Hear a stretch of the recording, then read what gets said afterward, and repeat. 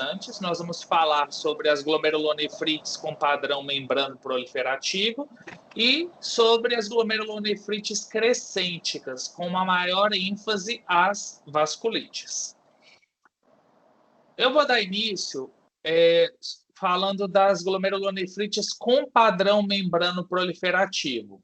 Vejam que eu não estou utilizando o termo glomerulonefrite membrano proliferativa, porque hoje já é sabidamente reconhecido que glomerulonefrite membrano proliferativa não deve ser um diagnóstico final, e sim um padrão morfológico que vai identificar uma outra condição patológica subjacente, seja ela uma doença autoimune, uma infecção ou uma gamopatia monoclonal.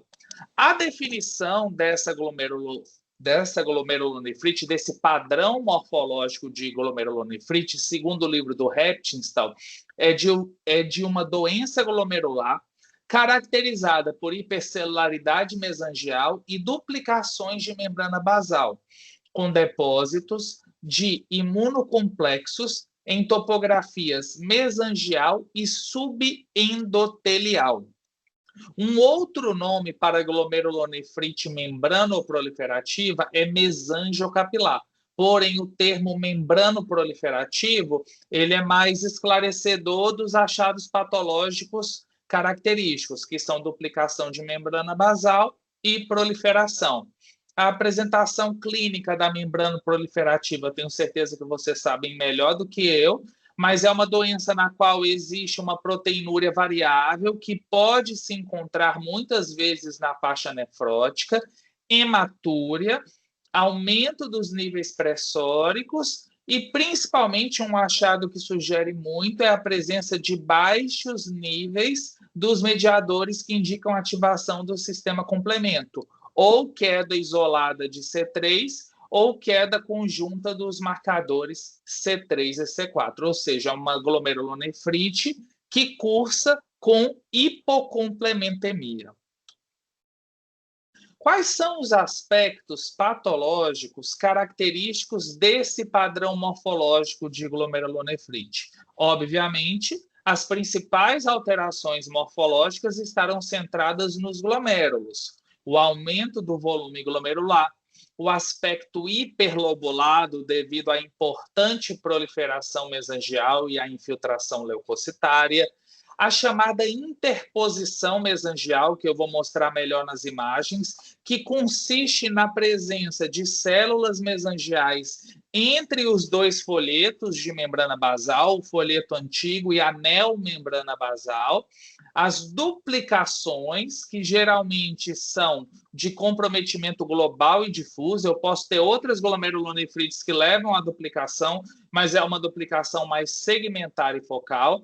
Pode haver crescentes em cerca de 1/5 dos casos, lesões de esclerose segmentar infiltrado neutrofílico, principalmente naqueles casos relacionados a infecções bacterianas, como endocardite e abscessos viscerais. Nos túbulos, eu posso encontrar atrofia tubular em grau variável. É uma condição que já cursa com um comprometimento mais crônico no momento do diagnóstico. Então, é mais comum de nós encontrarmos fibrose intersticial e atrofia tubular. No interstício, eu tenho uma inflamação que é geralmente leve e o acúmulo de células espumosas em casos de proteinúria mais intensa, geralmente na faixa nefrótica. Em relação à imunofluorescência, a glomerulonefrite membrano proliferativa, hoje ela deve ser classificada com base na imunofluorescência. A classificação antiga era baseada principalmente em microscopia eletrônica, que dividia em tipo 1, tipo 2 e tipo 3. Hoje, o mais importante é a avaliação do padrão de marcação imunológico.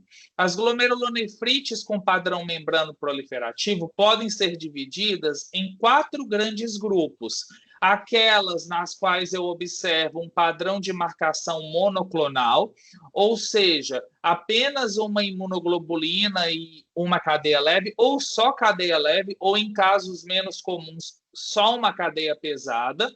Existe também o padrão de marcação policlonal, que pode indicar doenças autoimunes, no caso do padrão Fullhouse, principalmente lúpus, mas o Sjögren, a doença mista do tecido conjuntivo, também podem dar esse comprometimento, e um padrão policlonal misto com IgG e IgM, sem Fullhouse, que usualmente se associa a infecções, principalmente as hepatites B e C, com maior ênfase à hepatite C, e outras infecções crônicas, endocardite, abscessos viscerais, nefrite do Shunt, glomerulonefrite relacionada a catéteres, dentre outras possibilidades. Eu posso ter ainda o padrão de marcação isolado para C3, que pode se associar à chamada DDD, doença por depósito denso, cujo diagnóstico é estabelecido com base na microscopia eletrônica, a chamada glomerulonefrite do C3, que pode ter vários padrões morfológicos,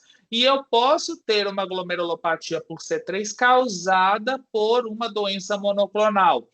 As cadeias leves levam a uma ativação da via alternativa do complemento e você observa apenas a marcação para C3.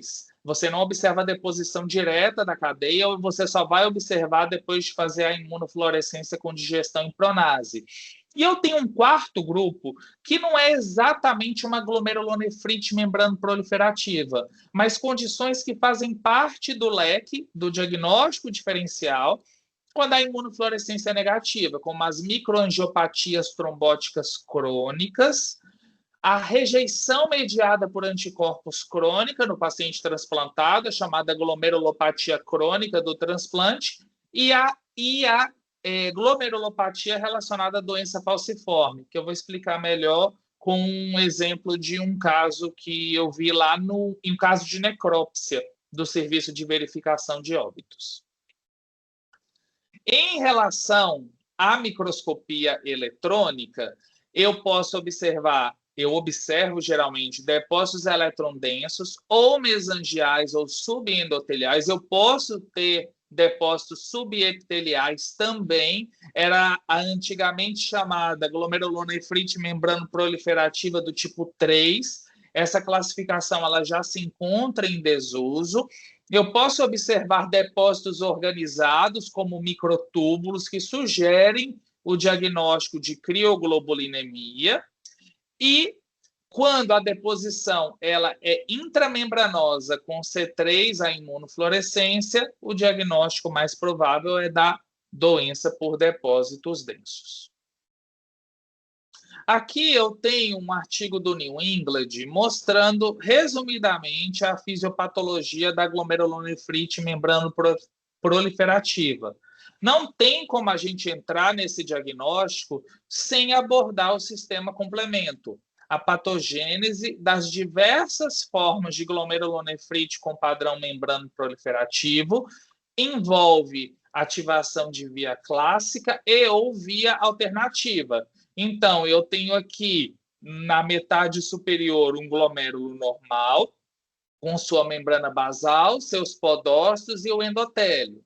Aqui eu tenho a presença de depósitos de imunocomplexo, de complexos antígeno-anticorpo, que levam à ativação do complemento. Aqui uma ativação mais da via clássica, eu vou resumir o sistema complemento nos próximos slides, mas eu posso ter também as vias alternativa e da lecitina, culminando com a formação do complexo de ataque à membrana, que vai levar a lesão no compartimento endocapilar, principalmente da membrana basal. Vejam aqui, já na metade inferior, eu tenho destruição em múltiplos focos da membrana basal, recrutamento de células inflamatórias, e como que o meu glomérulo, o meu organismo, ele vai reagir na fase reparativa? Ele vai formar um novo folheto de membrana basal. Nesse novo folheto de membrana basal, eu vou ter, entre os dois, né, o antigo e o novo, eu vou ter os depósitos de imunocomplexos, células inflamatórias, debris celulares, que vão ser melhor observados na microscopia eletrônica. Então, a patogênese envolve principalmente ativação do sistema complemento, lesão de membrana basal e duplicação de membrana basal. Vejam que os podócitos, aos poucos, vão perdendo a configuração habitual, os pedicélios, por isso que o paciente pode ter uma proteinúria na faixa nefrótica. O fluxograma diagnóstico das glomerulonefrites com padrão membrano proliferativo requer uma imunofluorescência. Por quê? Com base nela, eu vou chegar ao diagnóstico etiológico mais provável. Vamos primeiro começar com aquela membrana proliferativa que só marca C3. Eu dou um diagnóstico genérico de glomerulopatia do C3. Caso haja marcação linear com depósitos intramembranos, no meio da membrana basal, né, intramembrana basal, eu chamo de doença por depósito denso. Caso contrário, de glomerulonefrite ou glomerulopatia relacionada ao C3. Nas membranas proliferativas, onde eu tenho deposição de imunoglobulina mais ou menos complemento, eu posso chegar a 3 grupos diagnósticos principais. Aqui no meio, o grupo monoclonal, que está relacionado à gamopatia monoclonal de significado renal, ou até a neoplasias hematológicas já estabelecidas. Aqui, aquelas relacionadas a infecções, que têm predomínio de IgM e IgG, mas não chegam a fazer um padrão full house. E aqui o padrão full house, que habitualmente está associado a doenças autoimunes. Não só o lúpus, como também Sjögren e doença mista do tecido conjuntivo. Aqui eu tenho um resumo, certo? Não tem todas as etapas da cascata do complemento, mas a cascata do complemento nada mais é do que um conjunto de reações e mediadores envolvidos na ativação do sistema imunológico. São 3 vias do sistema do complemento: a via clássica, a via da lecitina e a via alternativa. Todas elas vão convergir para a formação da C3 e da C5 convertase, e a partir daí para a formação do complexo de ataque à membrana, que vai levar à lise celular. A clivagem de C3 e C5 libera mediadores que atuarão principalmente na quimiotaxia de neutrófilos e outras células inflamatórias, e a clivagem do C3 também contribui para a opsonização de agentes bacterianos. Aqui nós temos um esquema mostrando de forma mais resumida as 3 vias. A via clássica é aquela na qual eu tenho a ligação do C1q, certo? Aquele C1q que a gente observa principalmente na nefrite lúpica, a complexos antígeno-anticorpo. O C1q ele vai fazer a clivagem de C2 e C4 para a formação da C3 convertase. A C3 convertase ela vai clivar o C3 em C3A e C3b, e o C3b vai se juntar às frações de C4 e C2 para a formação de C5 convertase. A C5 convertase vai clivar o C5, que vai dar início ao processo de formação do complexo de ataque à membrana. Eu tenho ainda 2 outras vias. A via alternativa, que é aquela na qual acontece uma hidrólise espontânea do C3, ou espontânea ou relacionada à ligação em superfícies bacterianas. Esse C3 vai se juntar a uma porção do fator B, que é clivado pelo fator B, formando a C3 convertase da via alternativa, e a partir daí vai se formar uma alça de amplificação de clivagem de C3 para a formação da C5 convertase da via alternativa, e a partir daí converge para a formação do complexo de ataque à membrana. E, por último, eu tenho a via da lecitina. A via da lecitina está relacionada à ativação condicionada à ligação a resíduos de mannose presentes na superfície bacteriana e a mediadores enzimáticos que vão atuar como um C1q, por assim dizer, fazendo a clivagem de C4 e C2, e depois eu vou ter as demais vias do complemento. Então, vejam, Na via alternativa, eu tenho ativação, principalmente ativação e deposição de C3. Na via clássica, eu tenho o C1q, mas eu também vou ter clivagem de C3. Isso é importante na hora que nós vamos avaliar a imunofluorescência. O C3 vai estar presente em ambas as vias. Quando eu tenho alguma marcação para C1q, isso já me favorece que há ativação da via clássica, ou de outros marcadores, como, por exemplo, o C4D, que a gente pode avaliar pela imunohistoquímica e também pela imunofluorescência. Aqui eu gostaria de frisar, principalmente sobre a regulação da via alternativa. Nós temos mediadores que agem como estabilizadores da C3 convertase, ativadores ou inibidores. Eu gostaria de reforçar o fator nefrítico. O fator nefrítico é um fator imunológico que tende a estabilizar a C3 convertase e que pode estar envolvido nas glomerulopatias relacionadas ao C3. Eu posso ter o fator imunológico, mas eu também posso ter um componente de predisposição genética. Existem alguns fatores inibidores que também podem estar associados à glomerulopatia por C3, mas principalmente o fator H e o fator I estão relacionados a uma outra forma de desordem relacionada ao complemento, que é a síndrome hemolítica urêmica, principalmente a síndrome hemolítica urêmica atípica, que pode estar relacionada à deficiência da produção destes fatores, mutação, ou até mesmo a produção de autoanticorpos que vão inativá-los. E, consequentemente, eu vou ter um estímulo à C3 convertase e uma maior ativação da via alternativa do complemento. Agora vamos à patologia, à histopatologia.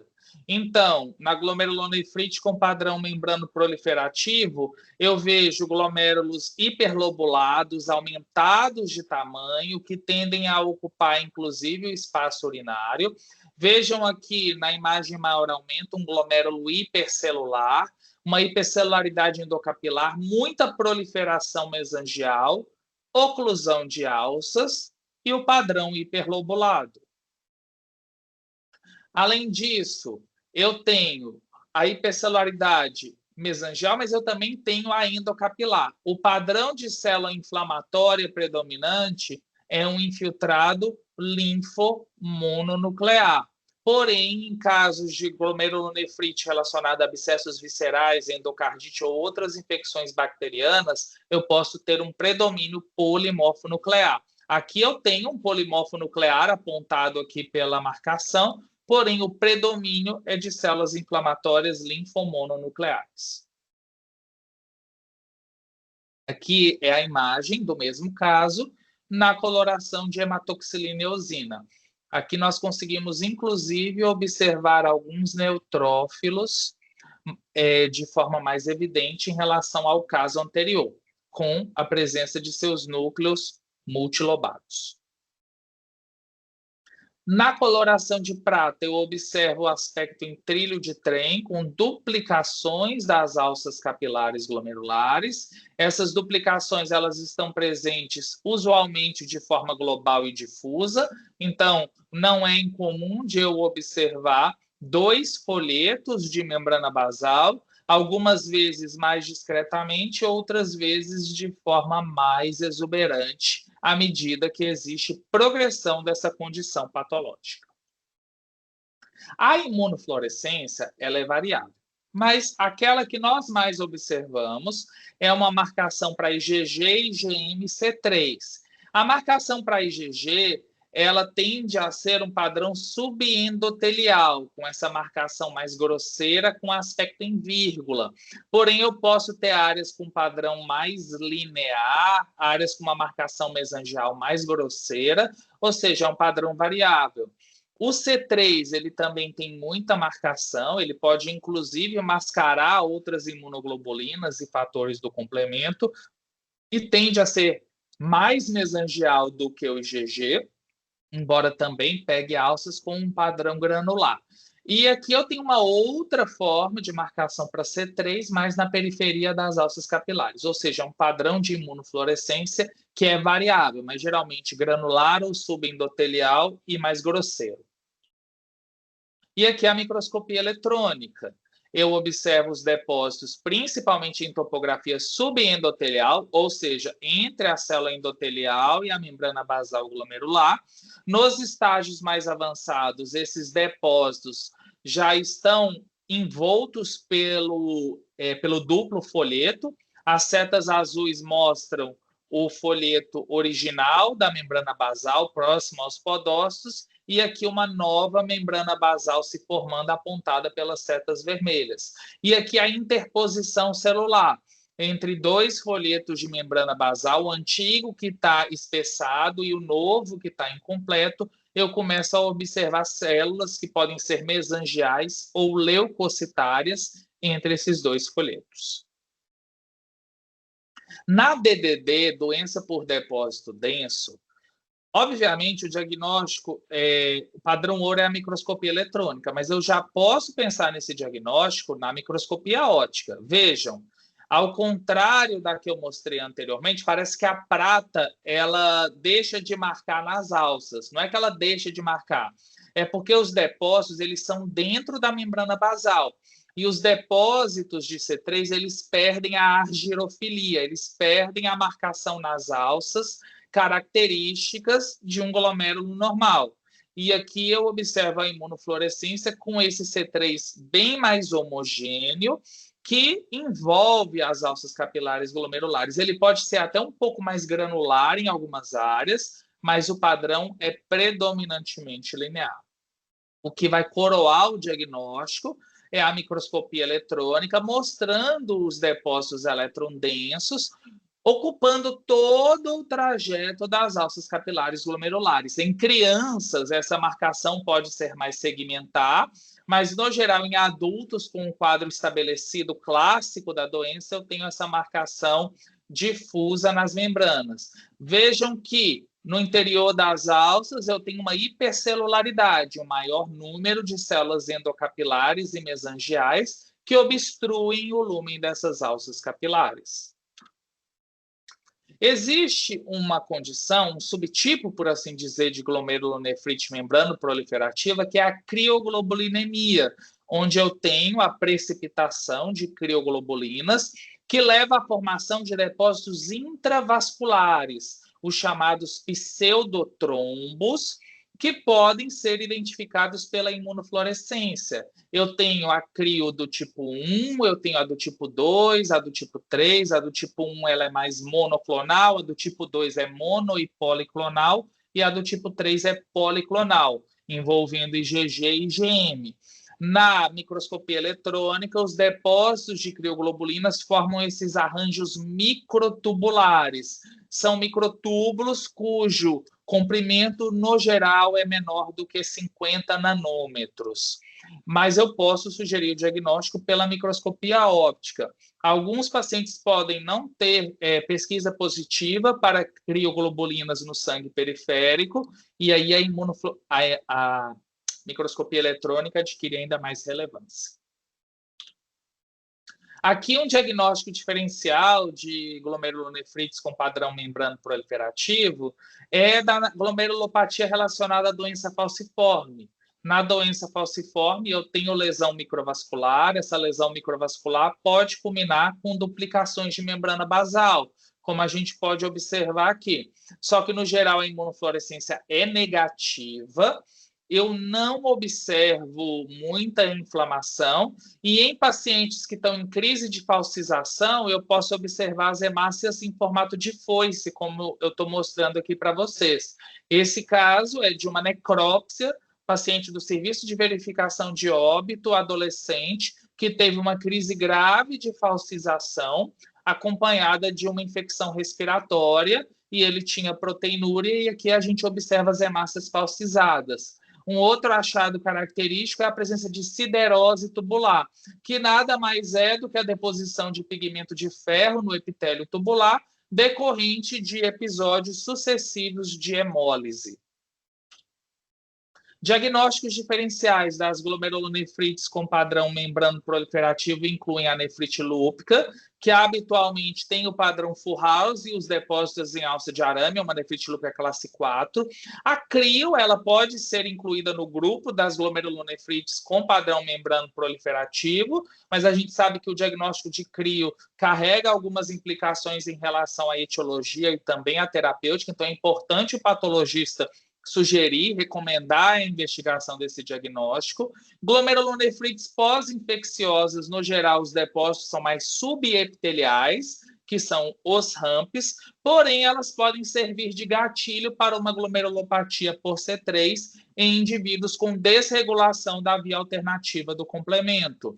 Existe uma entidade chamada de glomerulopatia por C4, que é o quadro histológico de uma DDD, mas a imunofluorescência é negativa para C3.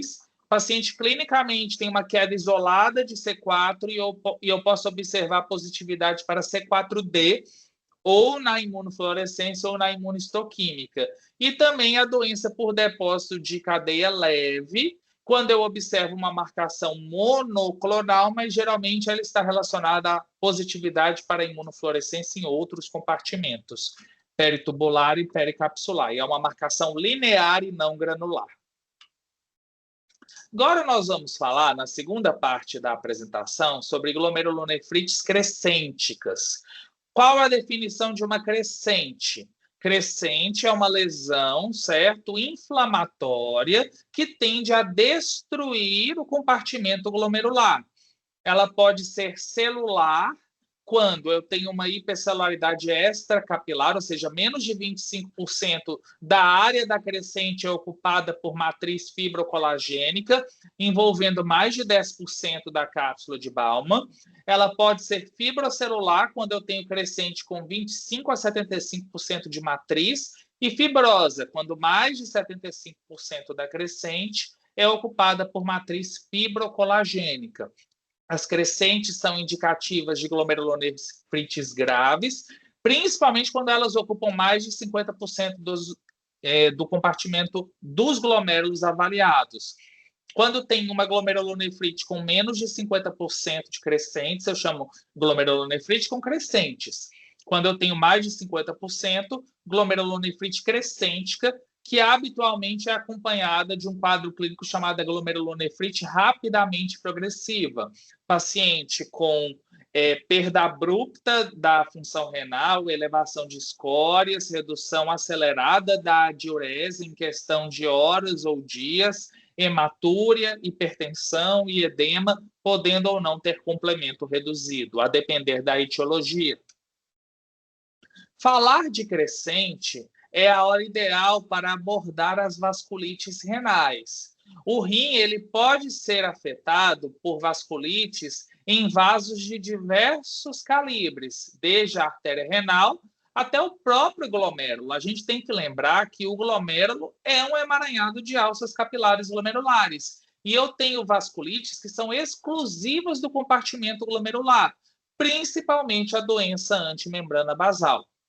Então, eu vou focar principalmente nas vasculites que eu consigo observar em uma biópsia renal.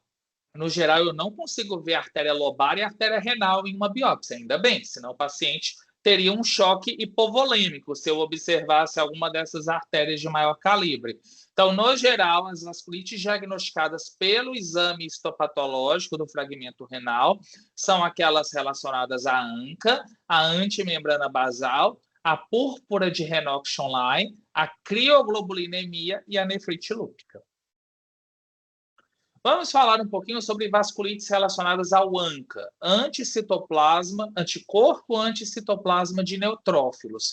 Ele pode estar envolvido em mais de uma doença, em mais de uma entidade nosológica.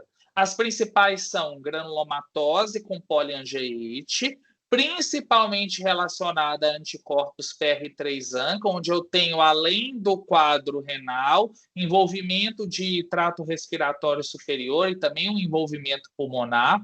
A poliangeite microscópica, que está relacionada ao MPO-ANCA, antigamente chamado de P-ANCA, a granulomatose eosinofílica com poliangeite, na qual o paciente tem um quadro renal associado a uma síndrome hipereosinofílica, asma de difícil controle, urticária, rash cutâneo, as vasculites limitadas ao rim, que são mais comumente ANCA negativas e podem estar relacionadas ao anticorpo anti-LMP2, e as vasculites induzidas por drogas, como hidralazina e propitil-uracil.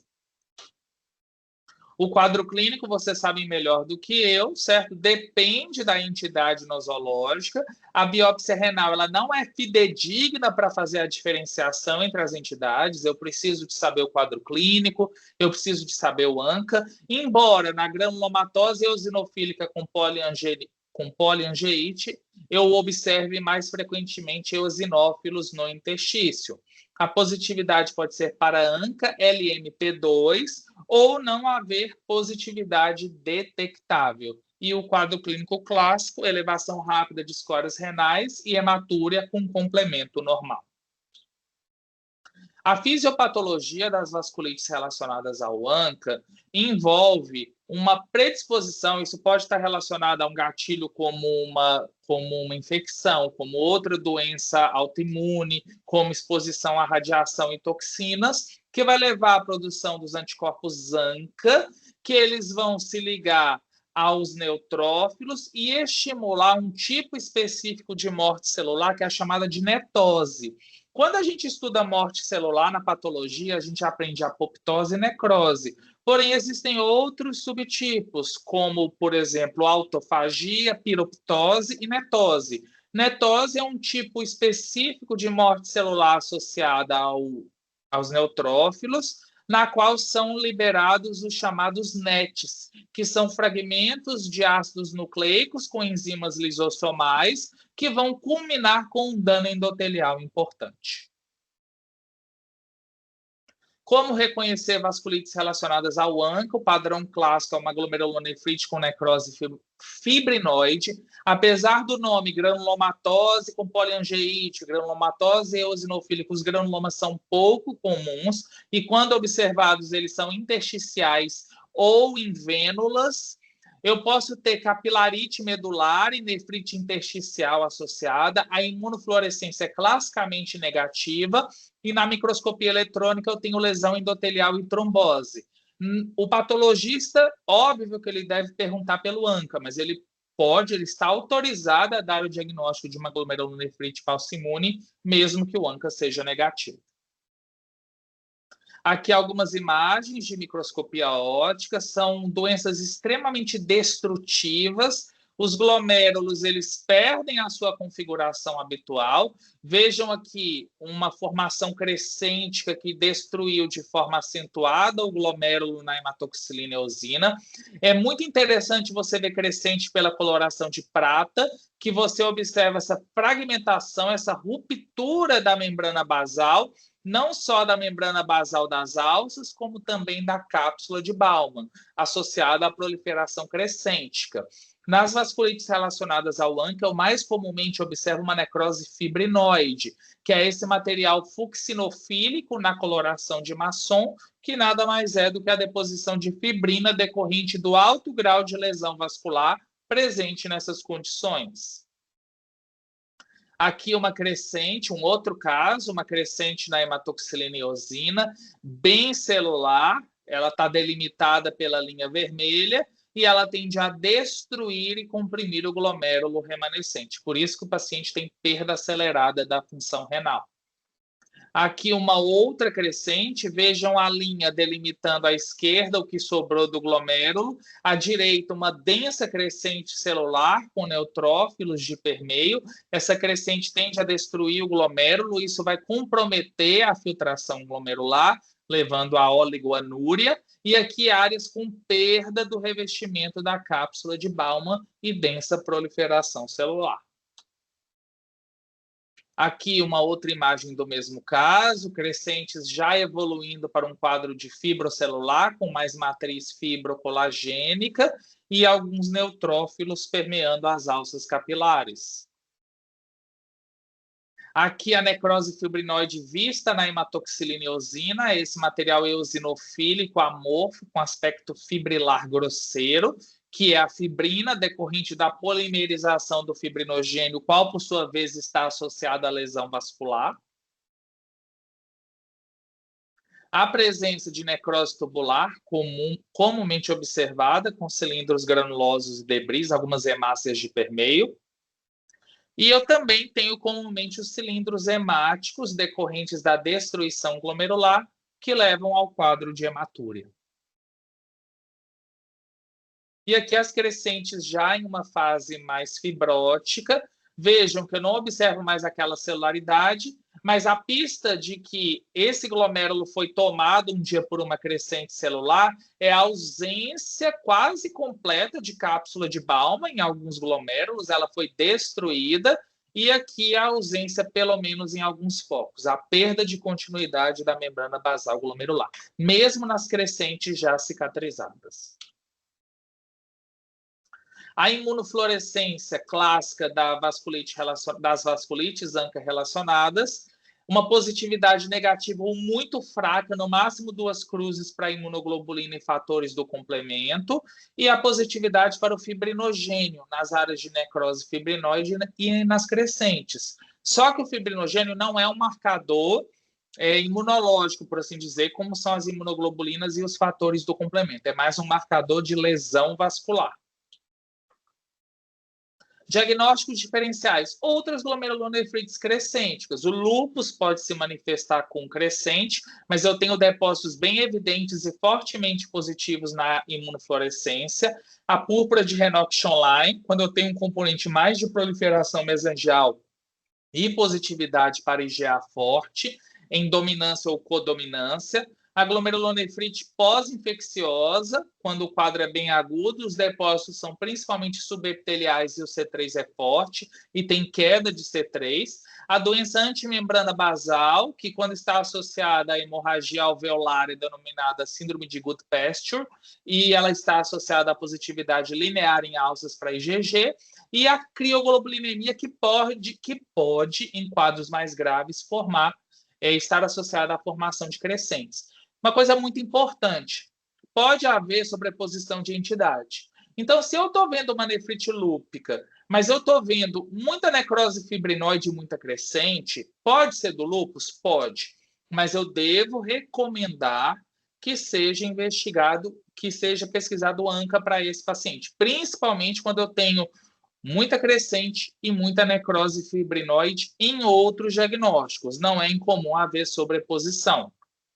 Na doença antimembrana basal glomerular, a morfologia é muito semelhante. A única coisa que vai diferenciar é essa marcação para IgG linear na imunofluorescência. Esse é um caso do HGF diagnosticado há cerca de 2 meses. Aqui uma crescente bem celular e aqui um glomérulo com uma crescente mais cicatrizada, mas preservando a marcação linear nas alças capilares glomerulares. Lembrar que pode haver sobreposição de ANCA com antimembrana basal. Eu posso ter, nesse caso, o paciente com pesquisa positiva para ANCA laboratorialmente, mas eu mesmo assim eu devo sugerir a pesquisa do anticorpo antimembrana basal devido à imunofluorescência positiva.